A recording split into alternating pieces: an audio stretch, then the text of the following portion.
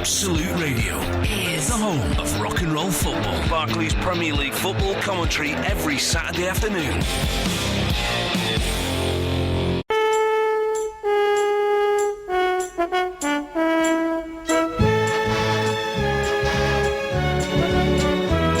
There once was a wealthy man who had a wonderful idea to bring children from all places with all kinds of faces together into a sailing ship. There were 40 boys and girls.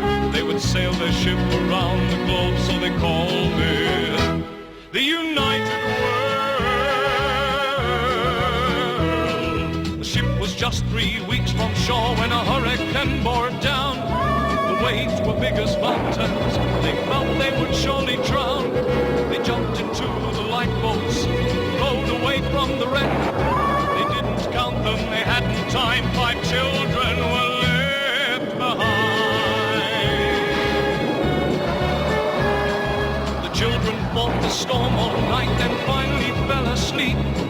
They didn't realize the ship had been blown across a reef into the lost islands.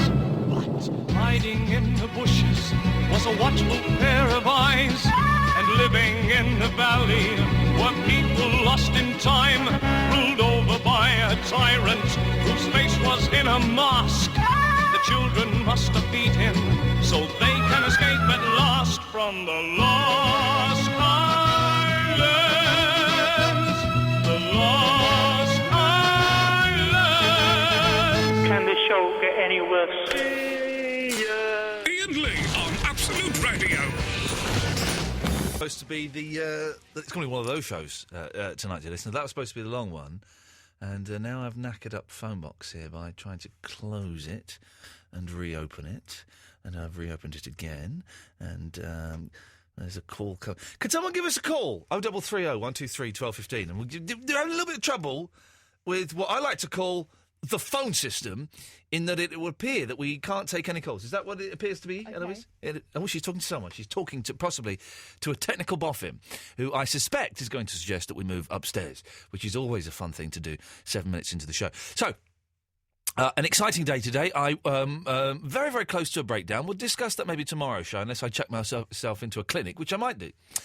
But to fill the empty void in my life, I invited all of you, dear listener, to join me at a screening of Irish film The Guard at the Prince Charles Cinema. Hang on a second. Hello, Pez? Hello? Hello? Where are you? On the phone. Well, you're on the speakerphone in the studio. I'll just call the normal number. But what? But how have you come onto the speakerphone in the studio? Blame T-Mobile. Right. Could you try calling again? I could do. Okay. I don't know how that happened. Let me try. Hello, line 2. Hello? Who's there? Hello? Okay, this is for a phone-in show. It's only slightly worrying. Let's try. Hang on a second. Let's try line 4. It's just line 4 that seems to be knackered, Eloise. That seems to be a phantom call. Right, let me just try this one again. Hello, line 1. Who's calling on line 1? Hello? Hello. Is that Pez? Yeah. Yeah. What number are you dialing? 0331231215. Whoa. Could you say that in English, not Chinese? 0331231215. Okay, but how come you're getting through to the studio speakerphone? I couldn't tell her. Okay. Are you dialing a different number? No, it's same as you did. Okay, because you could only get through to the speakerphone if you dialed the actual speakerphone number, which is an 0208 number. 0207 number, sorry. Well, Pez, this is confusing. I don't quite know how to proceed. Well, I could hang up and you could try and sort it out and then... Okay, let's do that. Okay, bye. So thank you to... if you do know the studio number, the 0207 number, don't call it, please. It's classified information, and we would rather that you didn't use that to access the show. It just kind of slows things down, makes things a bit complicated. Anyway, I invited you all to come and see. I'm having to spend a lot of time out of my house because we've got building work going on. My wife and son have moved away.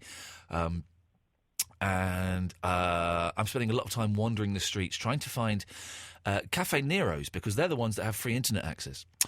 And I invited you all to come and see a screening of Irish movie The Guard at the Prince Charles Cinema this afternoon at 1:45. And I'm pleased to say 3 of you turned up. And what fun it was. What a lovely afternoon we had. Irene, Seb and Al all turned up. And because there was only 3 of them, I paid for them to come in as well. That was the thing, I paid. I didn't mind. Had there been hundreds of you, swarms of Iain Lee fans, then I would not have paid. But because there were only 3 and they were nice. And also Irene, let's be honest, is an old lady's name. She's not an old lady. She's a very nice, attractive young lady. And it was interesting. And I couldn't remember her name because I thought her name can't be Irene because that's like a Nana's name, Nana Irene or something. So to have I say young, you know. Let's not get carried away here. But to have a youngish lady with an old person's name is good. It'd be interesting. Is anybody out there, youngish, with an old person's name? 0330 123 1215. I say call that number. You know, the phones are obviously a little bit to cock, really, but we'll get there. You know, the beauty of this show, it's not like your Stephen Nolans or your Victoria Derbyshires or your Matt Fords or your Christos, or your James O'Brien. It's not like that. Bit slapdash, this show. So when things go wrong, we can pretend it's us being a bit avant-garde, a little bit dangerous. You know, that's the way it's meant to be. I would love to be able to do a slick kind of James Max style show. James Max, yes. I'd love to be able to do that. Like James Max, who does all the slick phone-ins and the business, does all that as guests. I can't... I don't have the Max gene. So, you know, we kind of just shuffle on. 0330 123 1215. I'm looking for youngish people. I don't want young people. I want youngish people with old people's names and theme tunes that pretty much set the scene. Fresh Prince of Bel-Air, The Lost Islands you heard there, which is a 1970s version of Lost. Ghostbusters, someone tweeted, you don't even need to hear the theme tune. It says it all. It's all in the title, Ghostbusters. 0330 123 1215. At some point this evening, we've got Kevin Smith on the phone as well, which is very, very exciting. Loads of you have sent in your questions. You can still send in questions for him. I've heard he's pretty much will talk about anything. I'm hoping that's the case. Ian.lee at absoluteradio.co.uk is the place to send your questions. We tweeted that email address earlier in the day, and I spelt it wrong, so I'm guessing a lot of those questions got lost in the post somewhere. And then after midnight, we've got the Puppetry of the Penis blokes coming in again. It would appear to the casual listener that I'm vaguely obsessed. And I am obsessed slightly with Fitch, who's the Australian chap, who has got the lowest hanging nuts I've ever seen in my life. Quite remarkable. Right, I'll shut up. Can you... Is anybody... Maybe the phones are knackered because no one's calling in. I would like to test to see if I can answer a phone call as well. OK. OK. Yes, I've thrown out some excellent topics. OK. But we're also doing a phone test. 0330. Eloise, there's a phone call. Okay. You can take it. Hello, it's Absolute Radio. Who's calling? Exciting. Yes, it's working. OK. Hello, Jackie. How are you? We can hear Jackie in the background there. Well, welcome back. What do you want to chat about this evening? Jugs? Oh. Hedgehogs. Oh, I thought she said jugs. Jugs. Sorry. I'd rather talk about jugs. I'll call you straight back. Hedge All right, jugs. Jackie, bye. Hedge jugs. I thought she's on about jugs, as in ladies' parts. Ladies' parts. Well, there we go. 0330 123 1215. That's the way it works. You phone up, you'll speak to Eloise, who's delightful. Isn't her phone manner fantastic? And she'll give you a call back, so it won't even cost you that much money. I'll shut up now and play a record.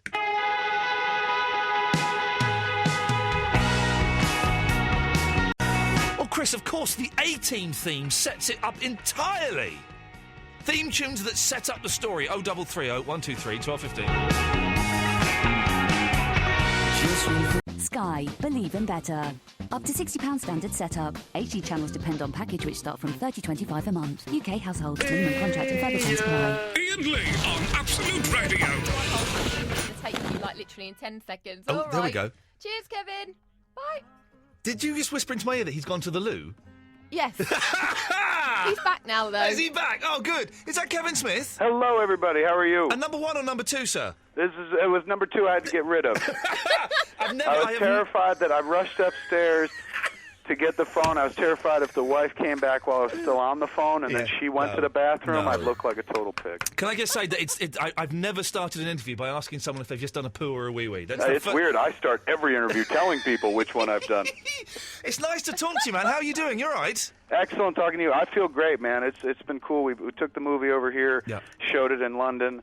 Last night, tonight we showed it in Glasgow. Tomorrow we go to, I think it's either Manchester or Birmingham, and then come back to London. This is Red State, of course, you're talking about. This is Red State, and it's been wonderful. The movie plays so well over here, just like it does in the States, but it plays a little bit differently because it's a movie that's kind of about America to some degree, so over here it plays even fucking better. Whoa, watch your language, Kevin! For goodness sake, sir. Yellow card. The thing I've just noticed about you is you sound exactly like John Goodman. Get out of here, really? You sound exactly like John Goodman, who is fantastic. That would stand to reason because, like, me and my wife, we've been married about 12 years, right? 6 years in, we had the worst argument we've ever had in our marriage where, like, you just start swinging, man, trying to hurt each other. You don't even care. You forget what you're fighting about. You just want to do some damage. And after, like, an hour and a half of that, of just swinging at each other emotionally and whatnot, finally, I was empty. I was tapped, and I was like, I went with the old standard of, like, why did you marry me then anyway? And my wife, without missing a beat, she shoots back, because you remind me of John Goodman. There you go. Fantastic. So it worked out. I told him that because he's in Red State, and he was on set, and I told him that. He's like, it sounds like I got you laid, young Kevin. You owe him one. I do, big time. You totally. You have to lock him in a room with your wife. And, well, that I won't do because she loves John Goodman. Isn't he one of the best actors in the world? He is hands down. Not only was one of the best actors, but like such a sweet guy. A dude who like he stands in for himself on a set. Like usually actors have a stand-in that you light while they go off and text or something like that between takes. And this dude actually stands in for himself. He's the guy you most want to be when you grow up. Because I was never a big fan of Roseanne. I never really got it. But then I saw him in True Stories, the David Byrne film. Oh, right, yeah, where he was like talking about being a panda bear. Yeah.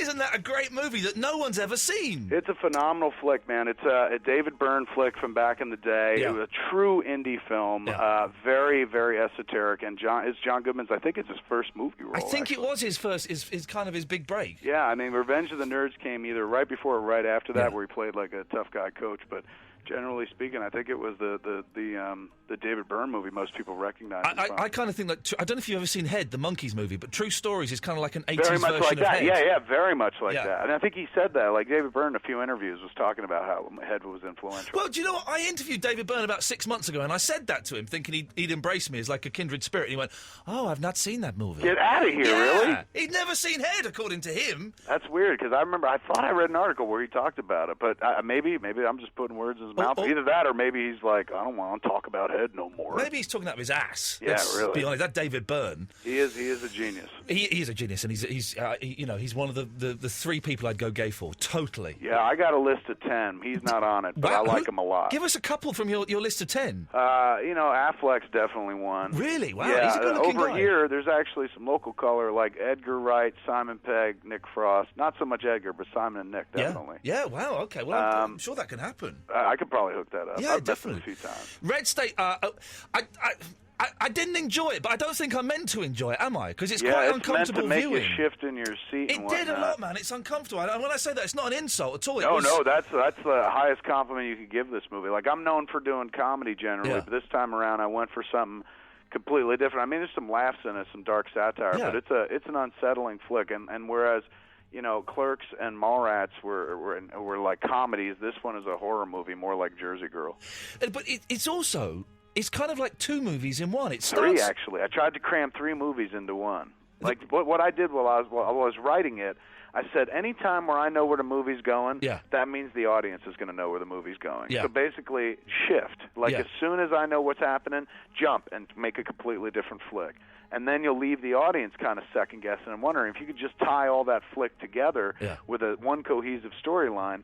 Then you can shift tones, you can shift movies, you can, like, at one point we hand off from a horror movie to like a religious meditation on intolerance, and then we hand off to an action movie. Like, it's kind of fun. Well, then it's like a political conspiracy thriller type thing, because it starts off, being kind of like a goofy. It's probably it's like a goofy teen movie at the start. That's how it begins, very simply. Then it turns into Hostel. Yeah. And then I don't want to give too much away, but you don't know what you're getting even until the very last moment. It's one of these flicks where if anybody walks out of it going, "Oh, I've seen that before," they're lying.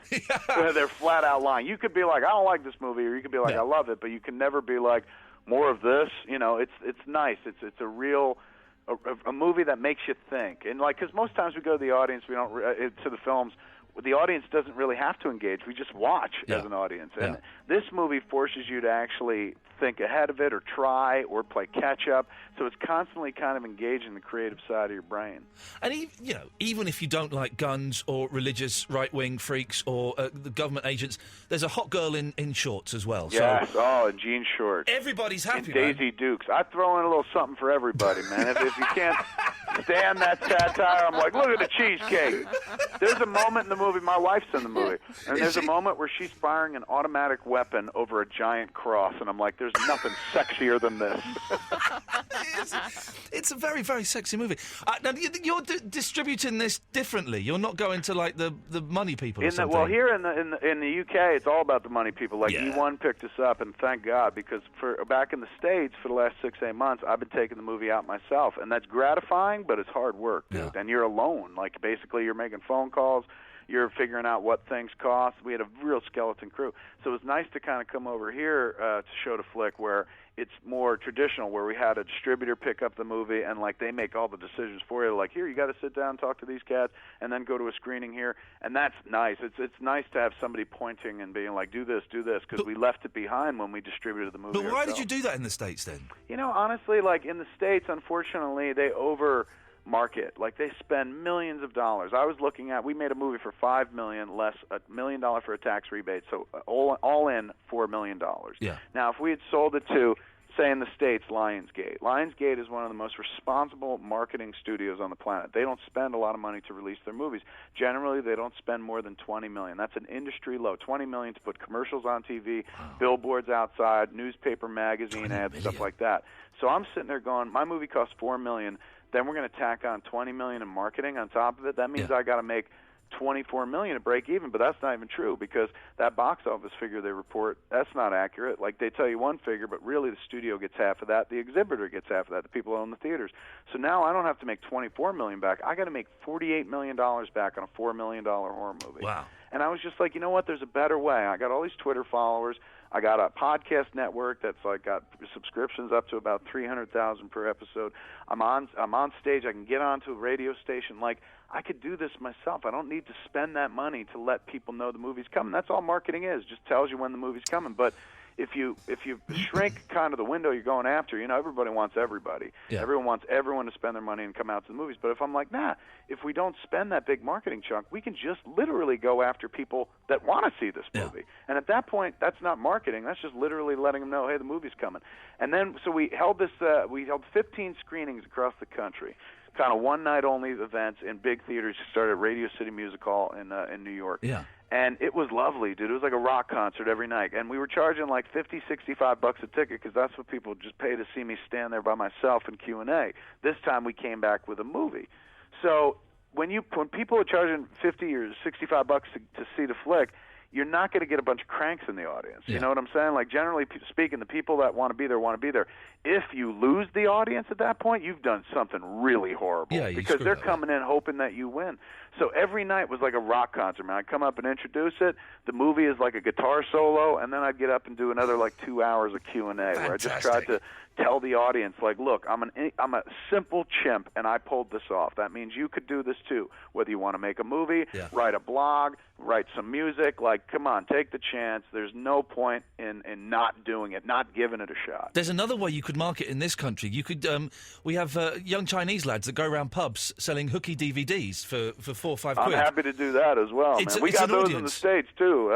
They weren't. No, it's not reserved for a nationality. Oh. Everyone does it in the States. That's the beauty of America. Everyone's the equal. movie comes out. The moment you walk out of a movie theater, you can literally buy it on the corner outside the movie. Listen, I've got some questions from listeners. Is Fire it all away, right if I kind of put them to you? We've got Al says these are all about different stuff. So, well, actually, before we do Al's question, yes. I have had so many people tweeting me and emailing me, and if you don't want to answer any of these, then say so.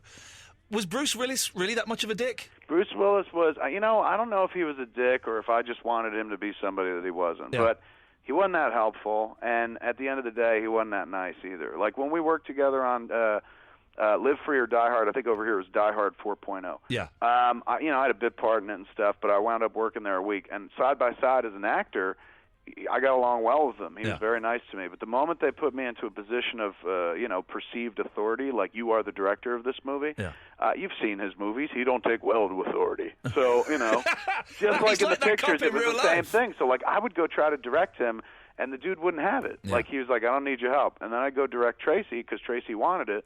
But then Bruce would get mad that I was directing Tracy. It was weird. It was strange. I mean, this is a dude who's been in this industry 25 years, quarter of a century. He's a huge movie star, and I'd never worked with a huge movie star before. Please don't tell Ben Affleck I said that. But at the end of the day, those cats come with a certain set of expectations and a massive ego and years of experience ahead of you. Yeah. And he came to power and came of age in a time when, in the 80s, where there was lots of excess and actors ran the business. You know what I'm saying? Like an actor could get a movie made or shut down and stuff. So he's just a different breed of cat altogether, man. And it was a weird experience. It was, thank God for everyone else. Tracy Morgan over-delivered. Sean William Scott over-delivered. Made it easy to work with. Kevin Pollak, Adam Brody, Anna De La Reguera. But, Bruce was just kind of odd. Okay. A lot of these questions, I don't know what they mean. They may refer to in-jokes with you. Fair enough. Stephen Potter wants to know, how big is Liam Neeson's penis? There's a podcast we do called Hollywood Babylon. That, by the way. Yeah, go on. Hollywood Babylon is the podcast. And on it, early in the shows, I was fascinated with, I'd heard Liam Neeson was massive. The legend around Hollywood is he was the biggest in the business. My mum will be pleased. Wow. Oh, somebody said that beyond the knees and as thick as an Evian bottle. It's a Roddy McDowell. Okay, wow. Oh, huge. So it always fascinated me, and I would bring it up whenever somebody talked about, this movie's going to be big. I'm like, big, like Liam Neeson? So there was a guy in Glasgow, this wonderful dude. He put together a Tumblr, a blog called Liam Neeson's, and it's the C word. And you could go there now, and basically what you do is anybody can add a joke. And it's a joke that goes, Liam Neeson's, C is so big, and then people go, how big is it? And then you add something ridiculous to it. So a just common joke would be, Liam Neeson's, thing is so big. The audience goes, how big is it? You go, it's so big, they need an elevator to help him have sex, and it's called Schindler's Lift, So stuff like that. It's basically a variation of the Chuck Norris jokes where, Chuck Norris is so badass he could do this. So this guy in Glasgow put together this Tumblr about 20 weeks ago, and he sent it to us. He's going this is just a place anyone could put Liam Neeson jokes. And so we started closing our show with it. And we closed every episode of Hollywood Babylon. You hear Ralph go this comes to us from the Garmy base in Glasgow, the Liam Neeson's blank Tumblr, and here's the list. And we close our show every week by reading other people's jokes about Liam Neeson's member, and it's so fun, dude. I've just got to know one day if he's ever heard it. You know what I'm saying? We dream, me and Ralph dream of a day where he's in town and he comes up to read them with us. Oh, that's got to. You can make that happen. Did you have the influence? I got to imagine, but he's a classy actor. Yeah. I doubt he'd be throwing with me. Lance wants to know if you're bringing Ralph Garman over to the UK anytime soon. I'm going to try. We're coming back over in February. We came out here to show Red State this week, and everywhere we went, man, London, Glasgow, and then we went to, tomorrow we're going, I think it's Manchester and then Birmingham. They sold them out instantly. Yeah. So the crowds here have been very lovely to us. We're coming back in February, me and Jason Mewes, with a podcast called Jay and Silent Bob Get Old. And we're doing London. We're playing the Hammersmith Apollo. I think it's almost sold out. It was last I checked yesterday morning, it was 25 100 seats out of 2,800 were sold. Yeah. So I think there may be a ticket or two left. Then we're going to Manchester, and we're going to Edinburgh and over to Dublin. Brilliant. So while we're coming over for that in February, being that the tickets are selling so well, I might hit up Ralph and be like, Ralph, take the trip out. We could set up secondary Hollywood Babylon gigs. I mean, these podcasts are fun. Like, since we record them in front of live audiences out in California or whenever we're on the road, people listen to them, and it's interactive. Like, oh, my God, and they imagine being in the room. So us going on the road, it's very simple. It's like, hey, now you can be there as well. And it's so much damn fun. Listen, man, where can you get the podcast from? Because I've these have completely gone by me, but loads of people have said they're awesome. Free time, man. I'm the bug. See, I love what you do. Like, I'm done with film in my head because I've always wanted to do radio. Radio is theater of the mind. You know how effective that is? Yeah. You can live in the nooks and crannies of everybody's life. You can drive with them to work. You can be with them in the shower. You could be with them at a doctor's office when it's like they've got 4 people ahead of them, nothing to read, and they turn on their smartphone and listen to you or something like that. So I've always been very interested in that. And a couple of years ago, we started doing these podcasts. One was called Smodcast. And then after a couple of years, we started doing more. And over at a website called smodcast.com, there's about 26 different podcasts. I think I'm a host or co-host of about 18 to 20 of them now. One of them's Hollywood Babylon. One I do with Jason Mewes. It's all about the comedic side of him battling drug drugs. Addiction. Yeah, and that's his addiction. Hearing. Yeah, we literally use it as kind of a podcast where, what do they call it? Like intervention podcast, where he talks wonderful stories about like being screwed up on drugs, because they're very funny and stories. And is he clean now? He's clean, is he? He's clean now. That's part of the podcast. Like, we'll be like, how many days you been clean? He'll be like 520 days or something like that. So it's funny and it's useful to him and stuff, but there's a bunch of different ones. Yeah. Hopefully we're going to bring Hollywood Babylon with us when I come over with Jay and Bob get old. Okay, one last question from the listener. This is from Alistair, who says, in a world where most people can't be friends with their exes, how awkward was it getting Joey Lauren Adams, your ex-girlfriend, to act in a role based on herself in the film about your relationship and subsequent breakup? Well, the trick to that was we were together at the time. Oh! So then it was easy. Right, okay. Once the movie was done and we went out and publicized it and whatnot, that's when we started fraying. Yeah, I think, it had a lot to do with, like, so many interviews were about, oh, man, he wrote this about you, and the character's such a slut. And she was just like, she got tired of it after a while and stuff. So eventually the relationship went by the wayside. She started dating Vince Vaughn, so she traded up in a big-time hurry. you say traded up, but come on, some of those Vince Vaughn movies are pretty... But apart from Dodgeball, what's he done? He's a thin boy. Even if he makes crappy movies, he's thin. He's not that thin, Kevin. She could actually enjoy a man getting on top. When you're with Kevin Smith, I lay down, you do all the work. You know what I'm saying? Because you don't want me on top of you in case I lose my balance and crush you. But Vince Vaughn, he looks like the kind of dude that might get up enough initiative to jump on top every once in a while. Jesus. Actually, one last question someone said. Are you aware of Axe Cop? I'm sorry, say again? Are you aware of Axe Cop? What is that? Oh, man, you'd love it. You're into your comic books and stuff, aren't you? Yeah. Axe Cop is awesome, right? It's this American comic, and it's written by a 5.5-year-old boy, and his 30-year-old brother or half-brother is a cartoonist, an artist. And so he draws the story that this 6-year-old kid writes. They're mental, man. And it's about Axe Cop? It's about Axe Cop. And it's a cop with an axe? Yeah, exactly. Genius. Go and Google it. I think if you go to axecop.com, there's a whole website, and it's beautifully done. It's a proper comic book. Yeah, like the real artist drawing the story of a 5-year-old kid. We've had him on the show a couple of times, and they're just awesome. I'm in. I want to go check it out. Go and check out axecop.com. I think you'd love it. Kevin, listen, man, it's awesome. So Red State, is it getting like a proper official release? Over here? We just did like a bunch of shows this week, but it comes out, I think it's September 20th, I want to say, or something like that, but it's in theaters. Like, that's the neat thing on Twitter is people have been tweeting me from the UK going like, I saw a trailer for your movie in theaters. I saw a poster and stuff, and we didn't really have that in the States because we did it ourselves. So it's kind of neat. It's fun. So yeah, they're doing a standard release. It comes out September 20th, I think. I really enjoyed it. I came out of the cinema kind of scratching my head for quite a while, and I think that's a good thing. Oh yeah, it's one that'll make you think. You get a lot for your money with Red State because like you get entertained, and then when you leave, it's a real conversation piece. Yeah, Kevin, it's lovely to talk to you, man. Best of luck with the movie, and if you come over again in February, give us a call and. In a heartbeat, I would love to. Bless you, fella. Thanks, Ian. Check out Axe Cop. I'll speak to you soon. Take care, man. I will. Axe Cop all the way. Ta-ta, bye-bye. What a nice bloke, Kevin Smith. I really hope he does come in February. Oh, it'd be good, wouldn't it? He'd love Axe Cop. We should get the Axe Cop guys on again because they're proper mental. We should get them on when they come in. We should do. Red State, if you want to go and see it, it is like 4 movies crammed into one. You starts off with one thing, then it goes somewhere else, then suddenly it turns a corner, and then at the end you're going, what? What just happened there? It's brilliant. It's brilliant. It's got some great, it's got gun battles in if that's your thing. It's got girls in shorts, and it's got, questions. Yeah, it's a good movie. Kevin Smith, we got Puppetry of the Penis coming up. It's an action-packed show.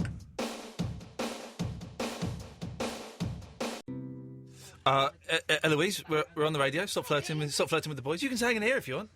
You can hang in here. Listen to me talking all streaks. We've had Kevin Smith on. Yeah, the Kevin Smith. And now we've got the Puppetry of the Penis chaps. Hello, boys. Hello. Introduce yourselves to the ladies and gentlemen listening in Radio World. I am Rich. And I'm Fitchy. And I saw your balls, your penises, and your bums yesterday. You saw a lot. I saw pretty much everything. I saw more than I wanted to see, to be honest. Sure not. We were talking about this. For those who don't know, it's the Puppetry of the Penis. We've been banging on about it enough. You should know by now. But these chaps make shapes with their genitals. And I was saying to Eloise, who came last night, the penises and the testicles are fine. That's that doesn't mean anything anymore. And it was the bums and the bum holes that I found really upsetting. The two bits, without giving away too much of the plot. The plot. When you were a Mexican, Fitchy, and you were kind of like doing your limbo dance, I saw that then. And then when you got that poor lady up from the audience, for goodness sakes, what on earth were you thinking there? And she gets a nice little look into the eye of the tiger. Yeah. She'll never be scared again. It was a brilliant show. We took Verinder along, who is a regular listener, and he may call in, although we're having a bit of trouble with our phones this evening, and was worried that it would make him gay. But he came out and he's no more gay than he was when he went in. So if anyone is concerned, he straight? We don't know. We don't know. Okay, but he's still the same. He's still pretty much the same percentage. Right. What kind of mix of audience do you normally get? Because I noticed there were kind of like a lot of your friends in the show last night, in the audience last night, and people that sort of industry people and stuff. Is it? Yeah, it was kind of a showcase show last night, launching the tour. Yeah. What sort of people normally go? Well, the sort of people we had tonight, really. We had a couple of hen nights in, some birthdays, mainly girls. In the UK. Yeah. So I'd say sort of 80 to 90% women in the UK. Different abroad in Europe. Australia as well. It's more sort of, 50-50, 60-40. Because I've mentioned it to my wife. My wife has literally no interest in coming at all. She finds it absolutely disgusting.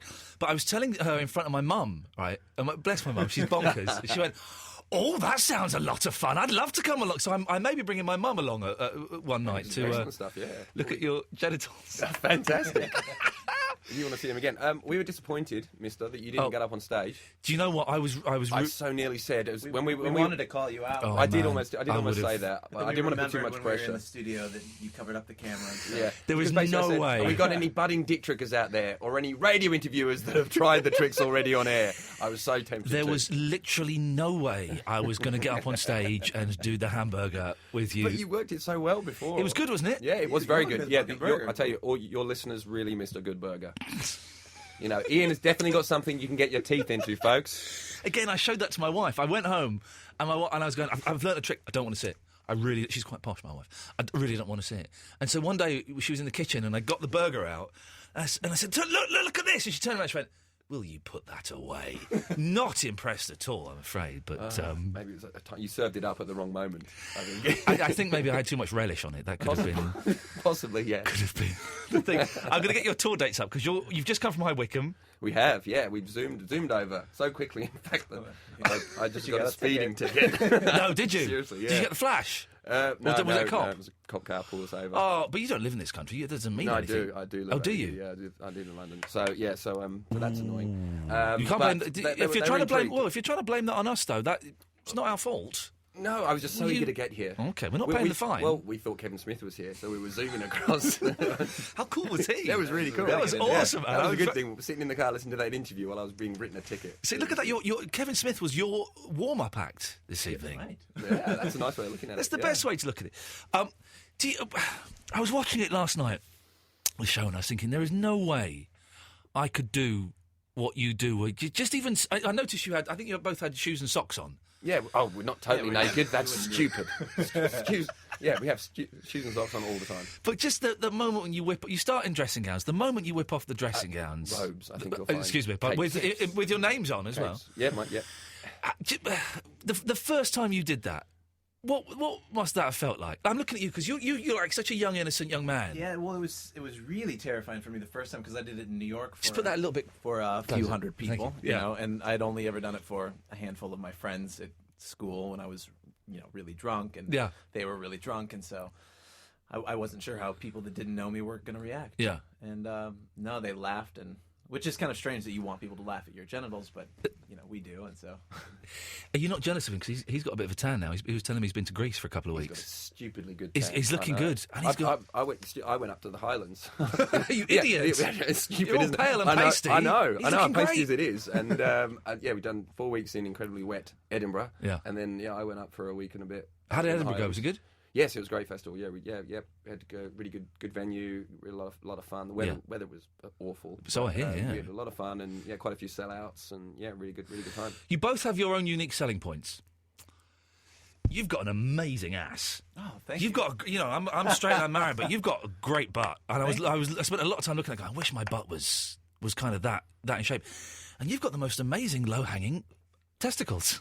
I heard you mention this earlier. Yeah, incredible. But we in Edinburgh we did a show and we got a guy up on stage to do the hamburger with us. Yeah. And he had a testicle that was this size. It was larger than a grapefruit. It was huge. He has this medical condition. Mm. And so yeah, he's actually another Aussie performer. His name's Asher. And, right. He does works. When you say medical condition, he's not going to die from having a big ball. But you have fluid which flows around your testicles. Yes. Epididymis or whatever it is all around. Don't get all medical on me. Come on. I've got to, bring some culture to your show, Iain. Yeah, please. And some intelligence. Yeah.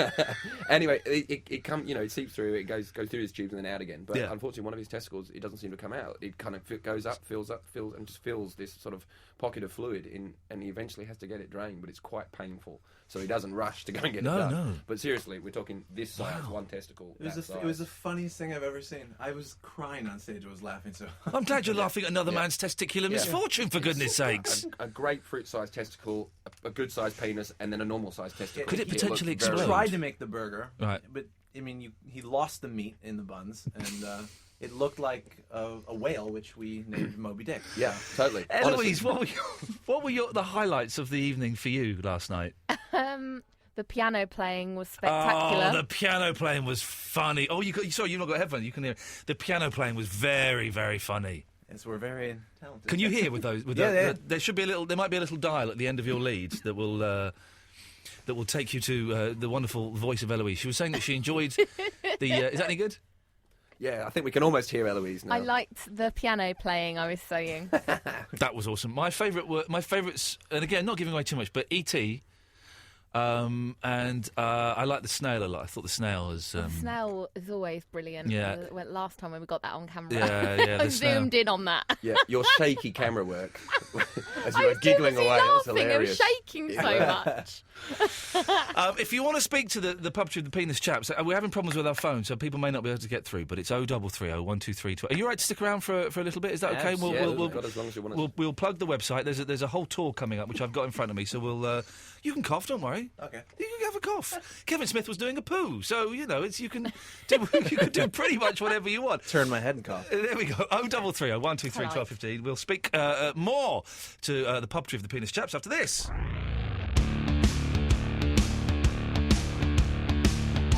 Absolute Radio. You're listening to Absolute Radio. Just talking about how my contract's coming up for renewal, and you boys are either going to make it, or indeed, what I like to call, break it. It's all down on us, is it? It's all down. Let's do some of the business, shall we? Puppetryofthepenis.com. Is that right? That's the website, isn't it? That's right, yeah. Puppetryofthepenis.com is the place you can go. And it's got all the tour dates, and I think you can buy DVDs and books and the app and all of those things from there. Yeah. But some of the places, you're in Camberley tomorrow, Portsmouth, Hayes, Brighton, Wolverhampton, Glasgow. Oh, I wonder how it's going to go in Glasgow. They're quite tough up there. Yeah, no, I've done Glasgow quite a few times. Yeah, I like it up there. Okay, we've got the King's Theatre there.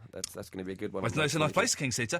Loads of places: Wimbledon, Stafford, Worcester, Ipswich, Newcastle, Burnley. Loads. You're doing all through September, all through October, all through November.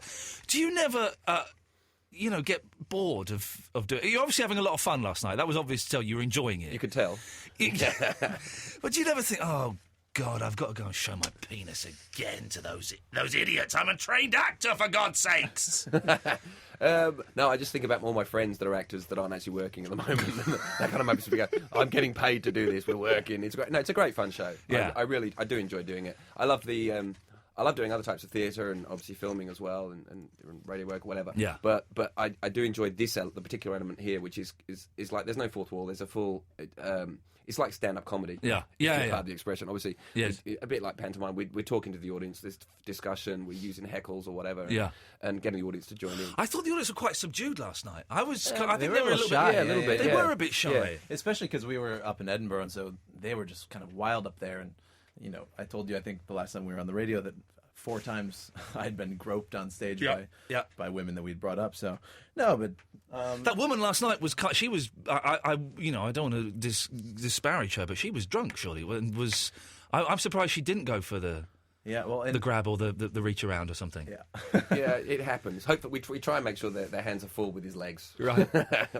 We won't say what happens when an audience member comes up. Yeah, don't it is very special. And nicely put. Very, very special.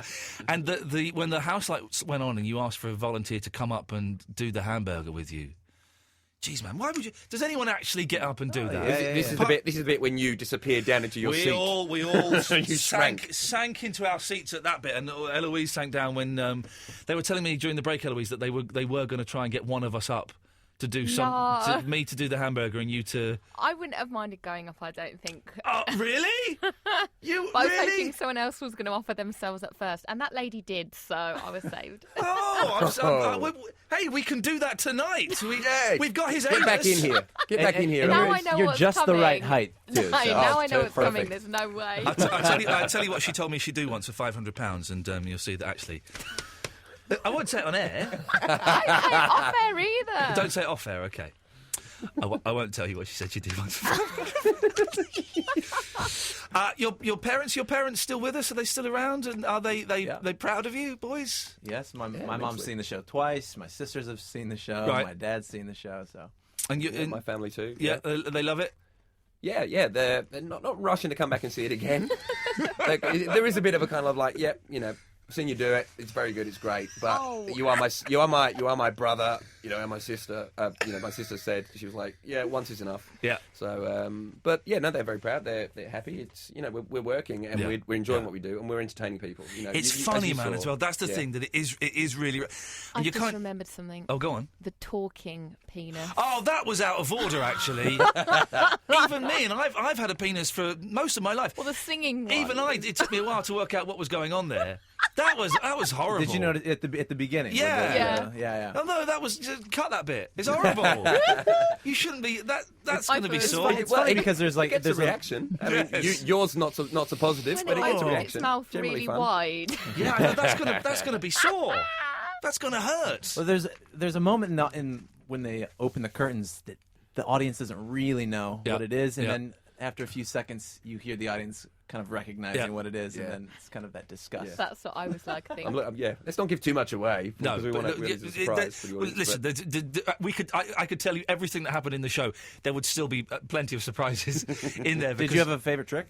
I think the snail and E.T. were my two favourites. E.T. I thought was quite cute. Yeah, obviously you've seen a couple. You've seen like the Eiffel Tower. You've seen the woman or the variations on the woman already. So it's so hard to describe. Oh, that grossed me out. The woman. The woman. I found that quite erotic, actually. My brain was confused. My brain was confused. That's the one that the straight men love. Yeah, they love the woman. It is. You do think, well, it's an hour-long show. Really, what are they going to do for an hour? How are they going to drag this out? But. It's every We fleshed it out pretty well, I reckon. Every twist and turn. Literally. It was good fun. Listen, you can stick around for another 10 minutes. Is that right? I've got to play a record because I'm a little bit behind on my music. But Puppetry the Penis chaps are here. I think the phones are knackered, to be honest. I've got no idea what's going on. Line 4 has been phoning for the last hour and 10 minutes and is unanswerable. So I think that's blocking the system up. But you can email us, ian.lee@absoluteradio.co.uk. We'll give out the website and we'll talk more penises. I'm never going to get that job on Radio 4 now. Thanks, guys. After this...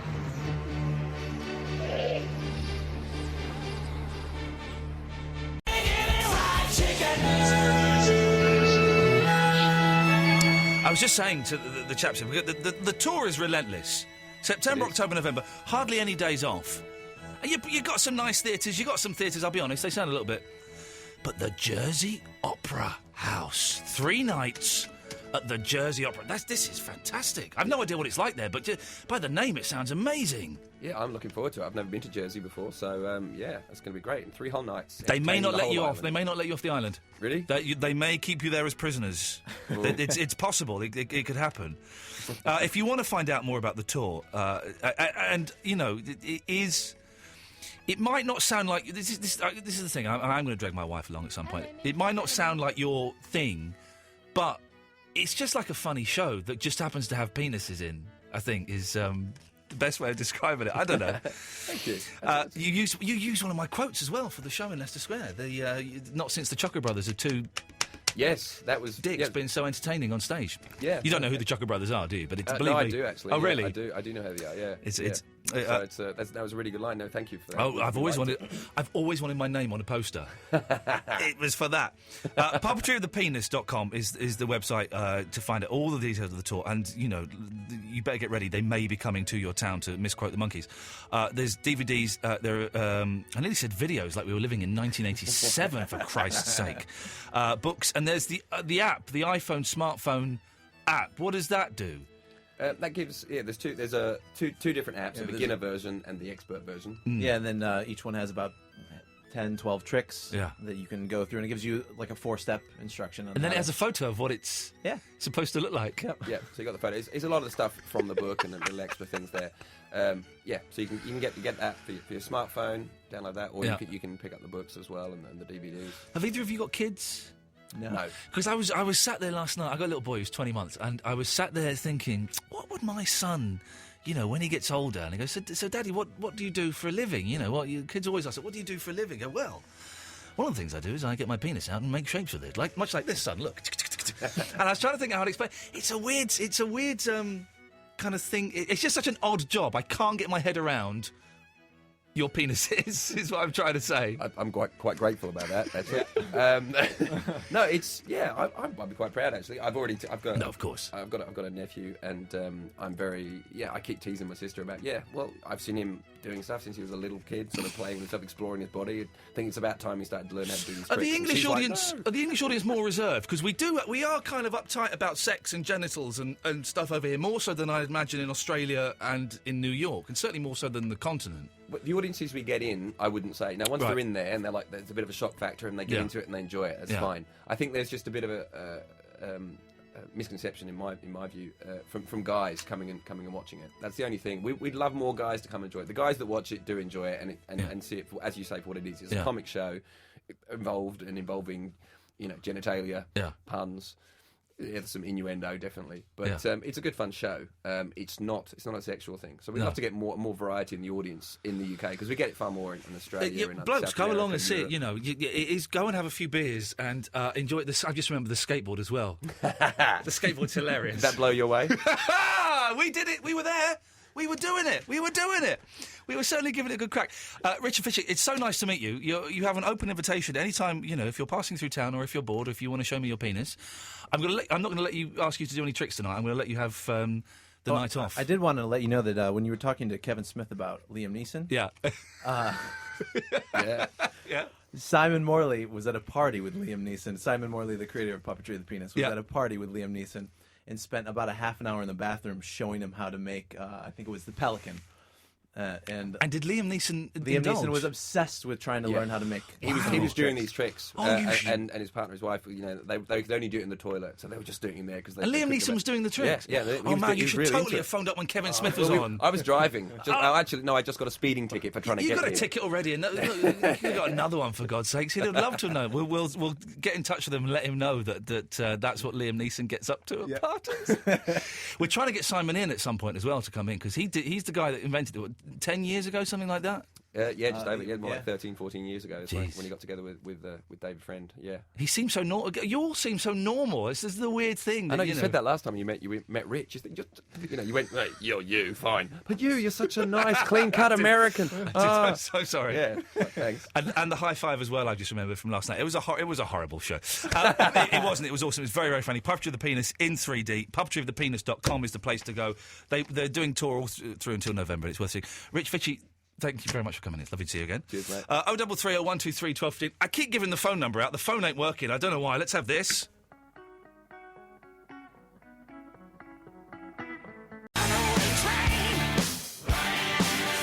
Somehow, we have the penis chaps here, which is exciting. Thank you for sticking around, boys.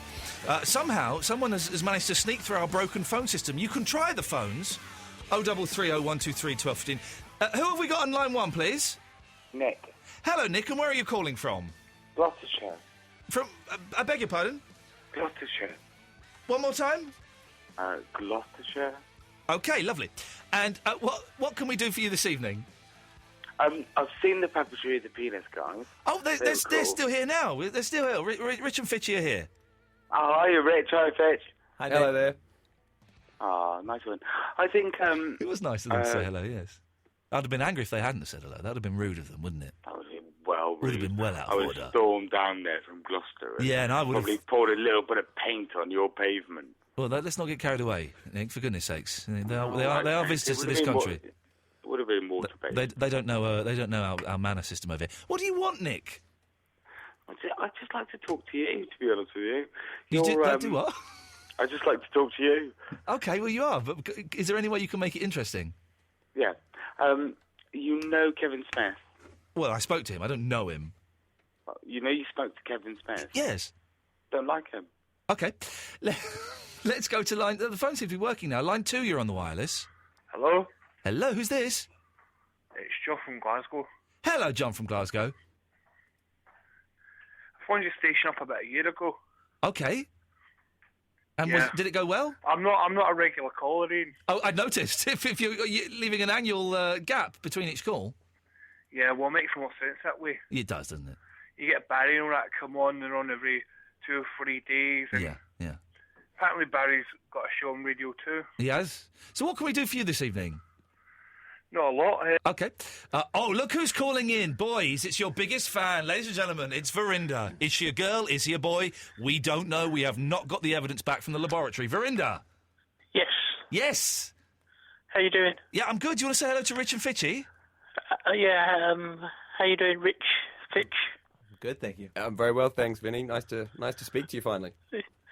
Yeah, I tried one of your acts. Oh, what about Dick Tricks? Yeah. Oh, yeah. Which one? How'd it go? I found the easiest one was the hot dog. Yeah, hot dog. Are you sure the easiest one wasn't the tiny penis? No. Okay. It was definitely the hot dog. Okay. And did you show your mum? No, but I was just I was in the bar, so I thought I might as well try it. Absolutely, one of the best places to try, where it's all warm and malleable, and you're nice and safe, Vinny. Well done. Yeah. I just want to ask, doesn't it hurt? I mean, you're smashing your balls up with this left, right, and centre. I don't remember seeing them smashing their balls up left, right. What show were you watching last night? Are you sure that's not the dream you had afterwards, Vinny? Okay, what about when you were waving your penis? Like, the fan. Oh, yeah, that was nasty. Which bit? The fan. Does the fan ever caught? But unfortunately not. Okay. No, yeah, okay. I'm a little wary. He gets very excited at that point there.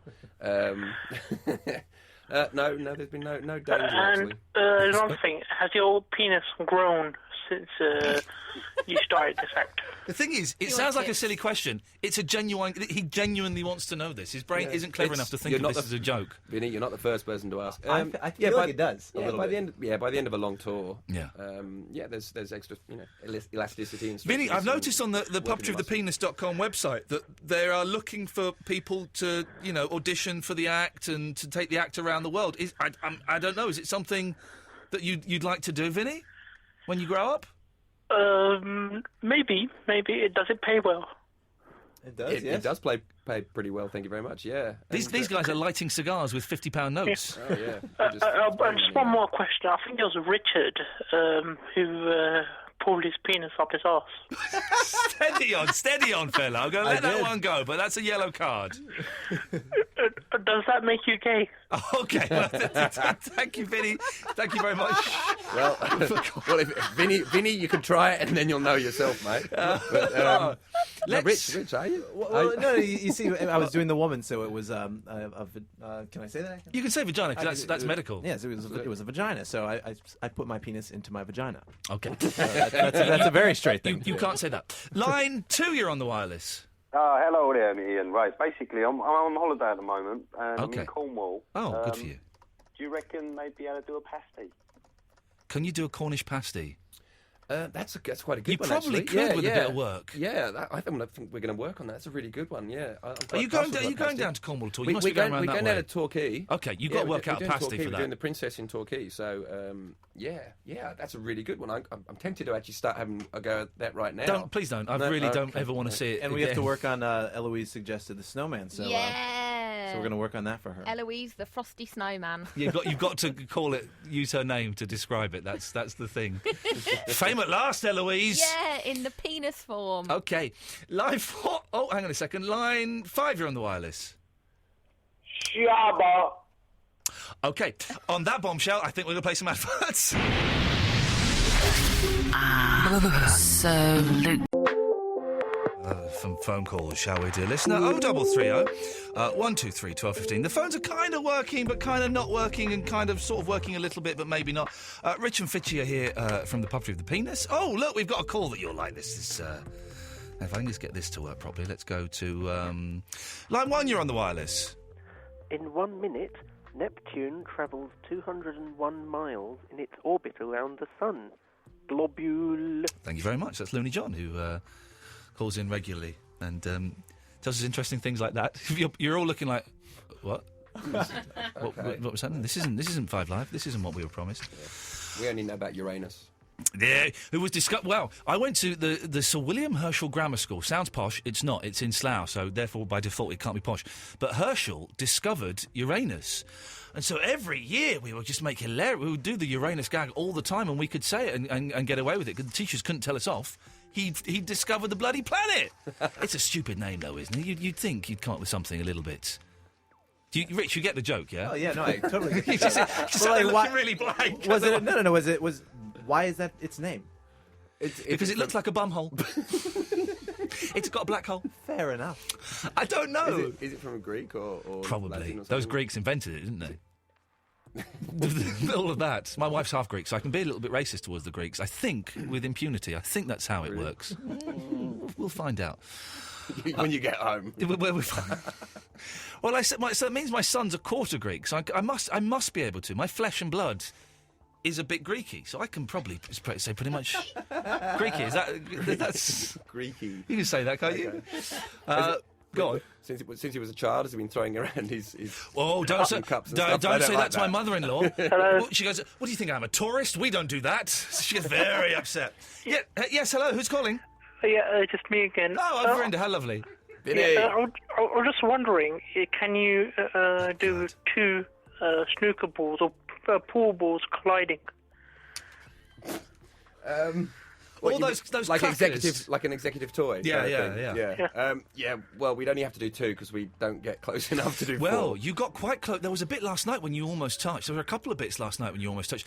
And maybe there is something in you getting your 4 testicles. Yeah, like the swinging. Olympic torch. Like the Olympic... what? Oh, yeah, the Olympic torch. Okay, yeah. They touched each other then. No, well, not quite, no. Nearly. You wish, Verinda, huh? Yeah, that's what you saw, mate. That's what you saw. What does you that filled say? in the blanks. Okay. But no, we do get quite close, but we try not to touch at all. Okay. Vinny, say hello to line... Oh, Vinny's gone. Line 2, you're on the wireless. Welcome to the choosing between 2 things service. Oh, Fitchy, you can do this. Would you like me to, A, tell you about Greek fire, or B, sing the Greek national anthem? Oh... I'm going to have to go with B. Yeah. Sechnoris wapot in copsi, tu spasiut in tromeri. Sechnoris wapot. You're listening to Absolute Radio. Pumeviam etratigni, aptaco calavialmeni. While we're doing that, Twitter's weird, isn't it, right? We're talking about how weird people are. And someone has done a tweet that is for a very good, obviously for a very good cause, okay? The tweet is, I'm not being flippant about this cause at all. The tweet is, is he still going? Yeah. No child deserves to be abducted from their family and forced to become a soldier. Retweet if you agree. Now, I'm thinking, I agree. I don't need to retweet to agree with that. But if I don't retweet, does that mean that I'm kind of giving a thumbs up to children being abducted and becoming soldiers? No, I think there are some tweets and retweets that you just don't need to go with. It's like those chain letter things. Yeah. If you don't do this, then you're a heartless bastard. No, get stuffed. Proportions He's still and the going. hydraulic mechanism for projecting it are still rather Is he going into unclear. fire now?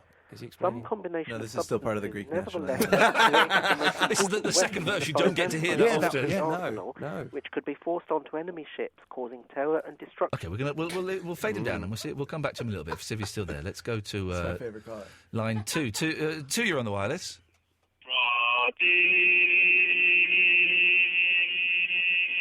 Is that the Cypriot national anthem? When Theophanes ended, down to 1077, the mechanics of Greek fire are vividly depicted. I feel really sorry for Polly, who comes in after this. You know, she's got to clean up the mess that we've destroyed the station, and she has to come and rebuild it again all through the night. Through a long tube, it burns on the water between the two vessels and engulfs the enemy ship. Thank you very much indeed. There we go. So that's there. But I feel slightly cheated by John there because he gave us the option of one or the other.